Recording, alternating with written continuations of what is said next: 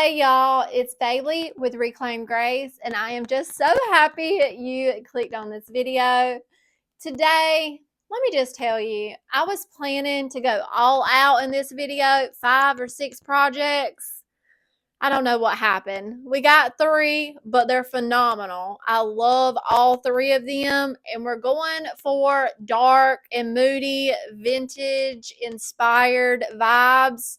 Like I said, I love how all of them came out. Be sure to let me know which one is your favorite, and I have the IOD summer molds back in stock over on my website. Let's go ahead and get started.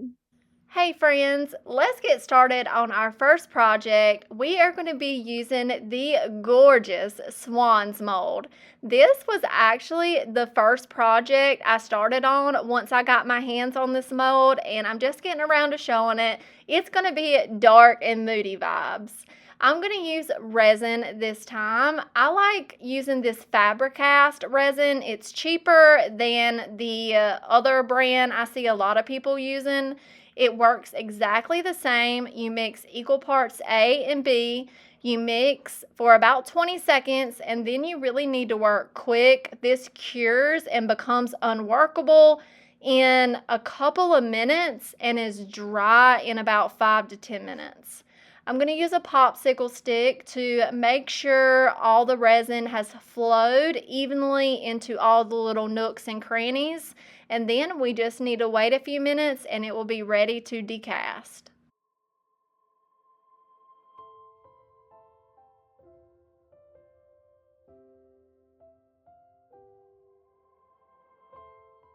I love that this mold comes with mirrored facing swans. That way you can put them facing each other, or you can make them 3D by gluing them to the back of each other. Hope that makes sense. Probably could have explained that a bit better. But we are going to be mounting it to one of IOD's small oval blanks, and it is just meant to be the perfect fit. So for our background, I planned on mixing some of this black velvet DIY paint in some salt wash, but my paint's old and I didn't even need that salt wash. It is thick. So I'm going to use a little palette knife Dollar Tree tool, and we are going to start spreading this thick paint on the bottom surface of our oval blank. I'm going to keep the strokes random, kind of crisscross, and that's going to be a fun background texture for our swan. And then I'm just going to take a smaller brush and clean up those edges some.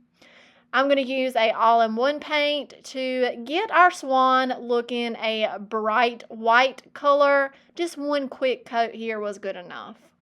Now it's time to paint the details of the swan, meaning its beak and his eyeball. So I kept on looking at realistic pictures on my phone of how a swan's beak is supposed to be. I just used a very tiny artist brush to do black. And then I'm going to mix a couple colors together, a red and an orange, to get the orange I'm looking for and just don't have in my stash, to finish off painting the beak's tip.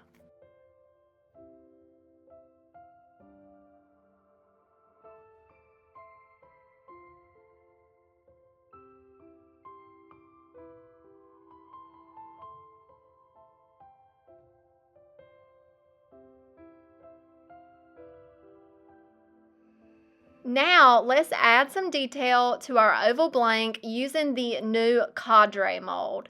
This fits perfectly with IOD's wood blanks, especially the oval blanks. It is just awesome. I was so excited to jump right in to playing with this one. Can't you just imagine finding even just boring frames at the thrift store and really adding the elegance and French country vibes using this new mold. I just knew it was going to be a popular one. So we're going to use some IOD air dry clay. I like to dust my mold with a little bit of cornstarch before pressing that clay in with my thumbs. I'll use my thumbs on that micro rim to get a nice flat back. And then I just flip it over and let gravity help the casting fall right out. I'm going to do several of these so I have enough to fill up the outer frame of our oval blank. And here's how it's looking. I was on the phone whenever it came time to gluing these, but I just used my Titebond Quick and Thick on the back of the casting, and I did use a paintbrush to get rid of any glue squeeze out. I let the clay harden for about an hour before coming in with some watered down black paint to give it a easy coat of paint to paint the outer of the frame black is what I'm trying to say. I did stain the back of the oval with that watered down black paint too, so it's nice and finished. Now we're going to come in with Paint Couture's bronze metallic paint. Y'all know this is my favorite gold, and we're just going to do a very messy coat over the castings. I don't mind if some of that black peeks through. I actually really like that look. It makes it look old and vintage, but I am going to be more peculiar and careful whenever I cut in around that inner rim. Then I jumped to painting this little notch down frame a white, but I didn't leave it like that because I don't know, it was just making my swan kind of not stand out. So then I decided to break back out that black velvet paint and paint back over it, but I didn't like that either. So then I broke out a different black, Coal Black by Fusion, and I feel like this is the perfect choice, really. I wanted it black on black, but this black is a deeper black, and you're going to be able to tell a difference when it's all said and done. The background's a more matte sheen, where this is kind of like a more satiny sheen. So it's kind of like what I really wanted to do was glue some velvet ribbon, some black velvet ribbon on that area, but I couldn't figure out how to make the velvet ribbon go, the oval shape. So now we're gluing down our swan, and just isn't this already looking so good? I added a hanger on the back of it, and this project is done. Y'all let me know what y'all think about this one. I am in love. I priced it for, I think, $33. It was either $33 or $37. Now on to our next project. This time we're breaking out the new mold Bookish. Isn't this one just awesome? I knew exactly what I wanted to do with it as soon as I seen it. I wanted to make one of those secret compartments that go on a bookshelf, and I had the perfect box to do it with. But first, let's get our castings made. I'm going to use resin again, that same Faber-Cast resin, and we're going to go ahead and fill all of these up. And in a matter of minutes, they are ready to demold. And using resin is just so satisfying to demold your castings. Look at all that fun detail.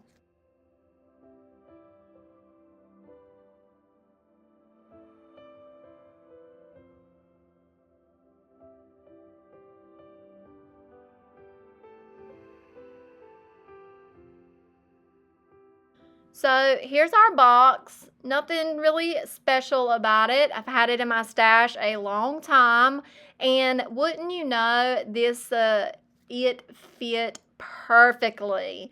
The amount of books needed to go across that area, it was just the perfect fit. So here is my inspiration picture for painting my books. I just found this on Pinterest. I want to go with these colors. So I'm going to break out lots of colors to create that vibe. I'm using a orange, a gray green, a black, a little bit of white, some brown, and a little bit of red, I believe. And I'm just kind of creating a little palette of paints right now. Once I get all the paints on my little palette, I will start mixing paints together until I get a color that I'm looking for. Y'all, I literally feel like I cannot form a proper sentence or words right now, but I got to get this voiceover done. Please excuse me. I'm struggling over here. Mama had me working in the heat all day long, cleaning out one of our storage buildings and taking stuff to donate and hauling stuff off to the dump and organizing and all that kind of stuff. I got sunburnt and it's just been a day and I got to get this voiceover done. So please excuse me, but let's get back to the project. Right now, we are just using different artist brushes to paint each of our books, really keeping an eyeball on that inspiration pick, making sure it's leaning towards the vibes I want. And I decided to go with like a taupe and a brown. That's really like the only thing I kind of switched up from my first plan. But now with full coverage, I'm going to do a little bit of dry brushing, not much. I just want to bring out some of that fun texture on the books, like the details. And some of the books like really look like they're leather. So if you add a little bit of dry brush to that, it's really going to bring those details out.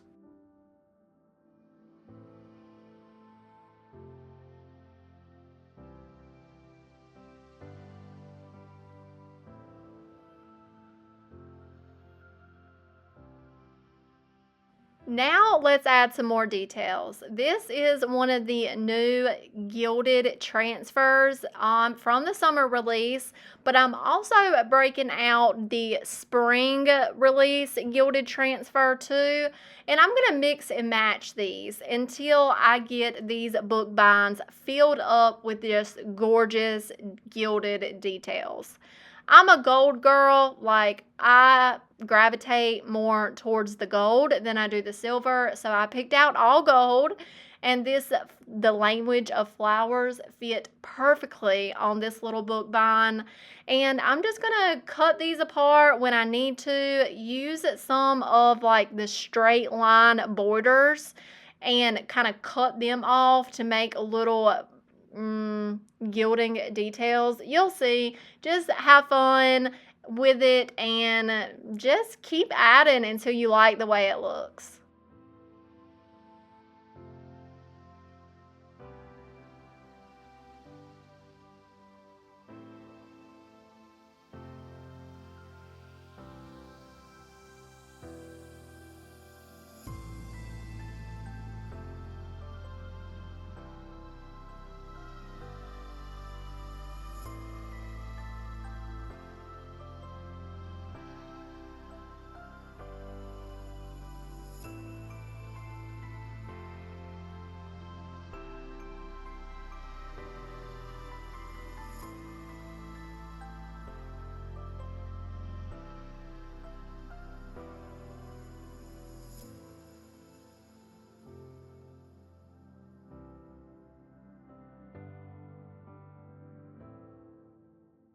Now that I have all the transferring done, I am going to take a little bit of gold rub and buff and hit some of the details just here and there on especially the brown and taupe pieces.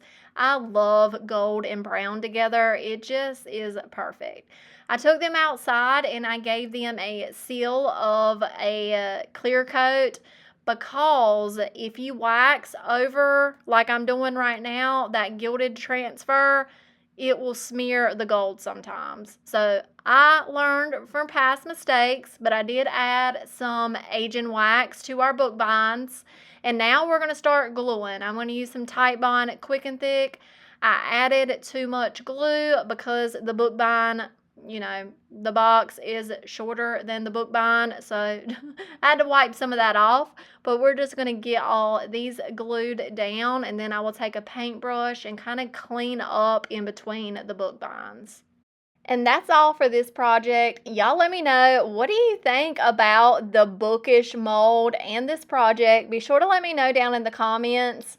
I wish I had a pretty bookshelf to style it on, so enjoy my AI generated photo right here at the end. Be sure to let me know what you think down in the comments. I'm going to price this one for probably $23 or $27. Let's move on to a larger project. I picked up this tall boy dresser. It's a solid wood piece. That third drawer is supposed to go up top, so that's why it's looking a little funny. There is a corner missing right here on the top of that one of those bottom drawers, but otherwise the piece is in very sturdy, good shape. There's not much to fix those repairs. I paid $10 for this piece, so really good deal. The top kind of some weird finish going on. It looked like somebody put a layer of paint on it, and those hardware, they gotta go. So let's start on the big problem, fixing this missing corner. I have a popsicle stick here covered in painter's tape. I'm going to use some hot glue on the popsicle stick, and I'm just going to stick it right under that lip right there, hold it for a second. Then I added another small piece of tape because I seen a crack and I didn't want my Bondo filler to go through that crack. So I did that. And then we are going to mix up some 2-component Bondo. I love this stuff for making over furniture. It is a very handy product. So it comes with the putty and then the hardener. You just add a small amount of the hardener. You mix the two together until it becomes one solid color, and then you got to work fast. This does not have to look pretty. Just build it up. Even if you have to come in and do a second coat, that is fine. Luckily, I kind of just mounted mine up extra and I didn't have to come in and do a second coat for this one. I'm going to go ahead and fill in the hardware holes while I have the Bondo out. I always stick a piece of tape on the inside of the dresser drawer so my Bondo has something to stop it from leaking inside the drawer. This is why you make small batches, because that Bondo dries fast. Within 10 minutes, we can pop this popsicle stick off and get rid of that hot glue, and then we can start sanding and shaping this corner up.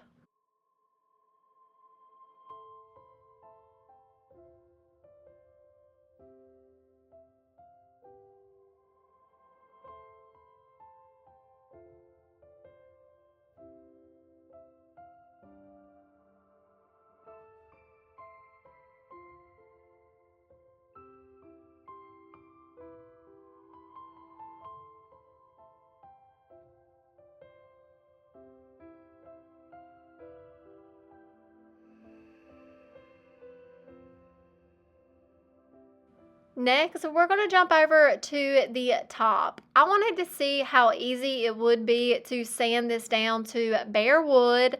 As soon as I sanded that corner off, I was like, oh no, there's cigarette burns. But the finish was coming off so easy, I decided just to go ahead and stick with it.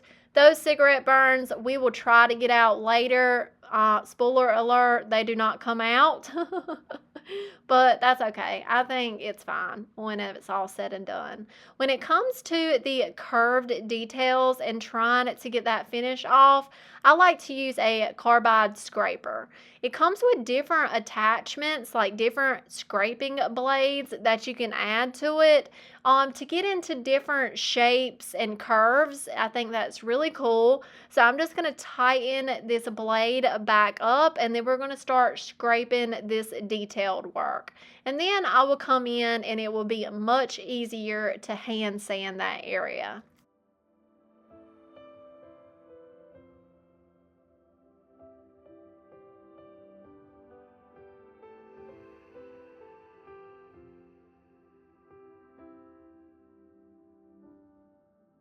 the body of the dresser, we're just going to give a quick scuff sand with some 120 very quickly, just to create some micro texture that our next finish can adhere to.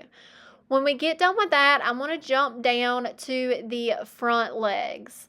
I want these to be raw wood too. So I'm going to take my time, and with the help of my electric sander, some hand sanding, and that carbide scraper, I'm going to get all of this finish off. I broke out some, I think this is called oxalic acid. This is how you get stains out of your wood furniture. It also helps sometimes to get rid of the red tones. It's kind of like bleach for wood. So you just mix up the powder with water and you just brush it on, you let it dry, and then you wipe it off. And sometimes you have to do several layers of this.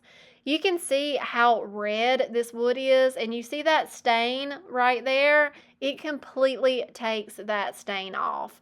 But the redness in the wood, it helped in some areas, and other areas it didn't do much. So I'm just taking a little dusting brush to get rid of that acid off of the wood, and you can see where it helped in some areas, but look, that stain is pretty much gone. So I'm going to test my luck. I got a few cigarette burns up here on the top, and then you can see this stain right here. This product is meant to get those stains out, not cigarette burns, unfortunately. But I lathered it up there a couple times, and it did lighten the top up, but it didn't do anything for those cigarette burns. I taped up everything that I just worked so very hard to get down to raw wood, and now we're coming in with shellac. Something funny was going on with this drawer, so I wiped everything off again. Of course, before I came in with this step, I gave everything a very, very deep clean and let it dry. But we are priming up this red wood. I'm going for a dark color, so it's not necessarily for bleed through, but it's mainly to hide the stain, raw wood area, the Bondo, and make it warm, one kind of solid candy coating finish over the surface. So whenever we come in with our paint, it will be like it's going on like a shell instead of all those uneven surfaces. We're going to be coming in with coal black, and I'm going for a brush stroke less finish. I want it to be sleek. I want it to be flat, no brush strokes to see nothing. So I'm trying to go in long, even strokes. A thin layer is best, several thin layers instead of thick layers. And in between each coat, I'm going to come in with a 320 grit sandpaper on my foam abrasive pad and scuff sand and flatten out those brush strokes. Fusion normally is really good about evening out, but for some reason, I don't know if this can was old. It wasn't old to me. It's a new can for me, but I don't know if it was sitting on the shelf for a long time, but I was getting some serious brush strokes in this finish. So we're going to sand those out, get everything wiped down, and then come in with a second coat. I ended up doing about 2.5 coats on this piece. When I came back to the drawers, I was noticing the hardware holes that I filled up. I could see a little divot, so I came in and filled those in again. You'll see that in a few. And for my second and third coat, I'm misting the paint to let it stretch further and go on thinner. And it gives it some more workable time for that fusion paint to even itself out.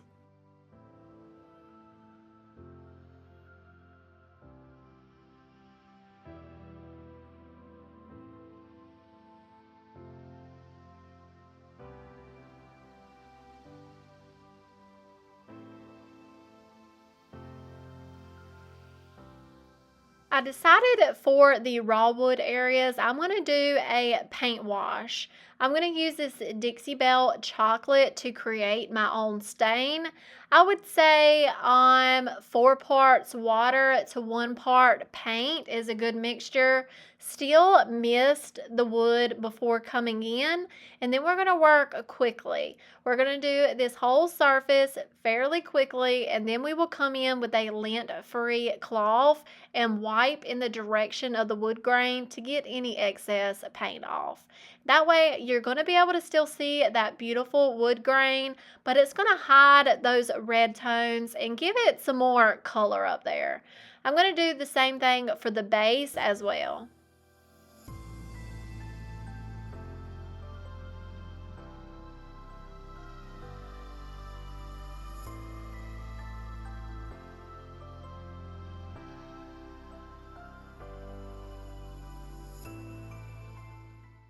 To seal in those areas, I'm going to use Fusion's Agent Wax. It's really going to deepen the color of the paint wash and just truly be the perfect final step to make the color to get it to the color I was really looking for. I probably could have mixed that paint mixture a little bit more heavier, but it needed to be sealed either way, and it was just perfect. I did the base like that as well, and now we are measuring for our new hardware holes.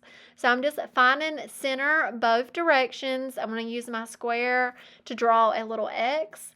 I'm going to get out a drill bit that's slightly larger than the screw, and then we're going to drill our new holes.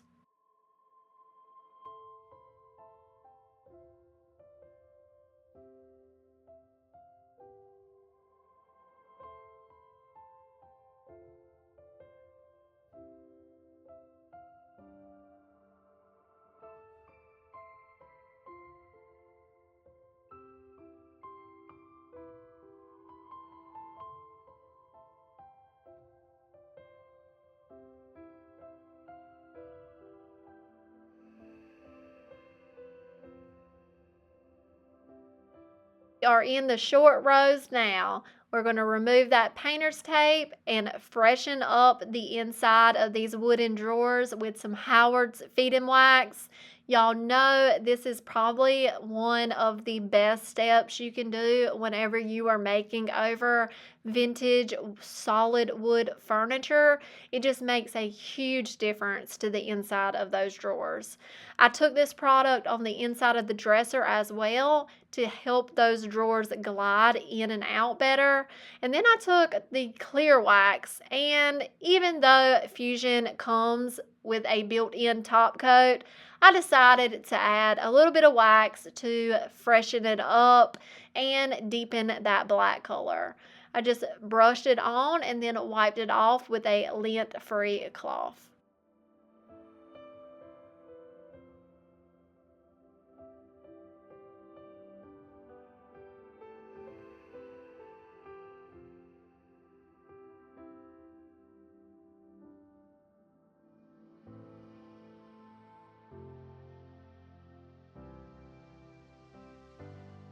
Just in case you cannot remember what this piece was looking like when we picked it up for $10 and what it is looking like now. It is so sleek, so elegant. I love how it came out. Y'all let me know what you think about it. It looks so beautiful in my booth. I priced it for $247.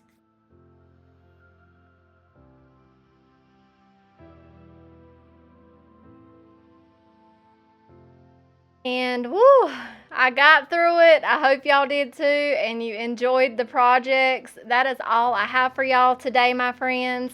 Let me know which project is your favorite down in the comments. And if you got any inspiration from today's video, hit that like button and consider subscribing if you have not already. Thank you for spending your time with me today. I'll talk to you in the comments. Bye.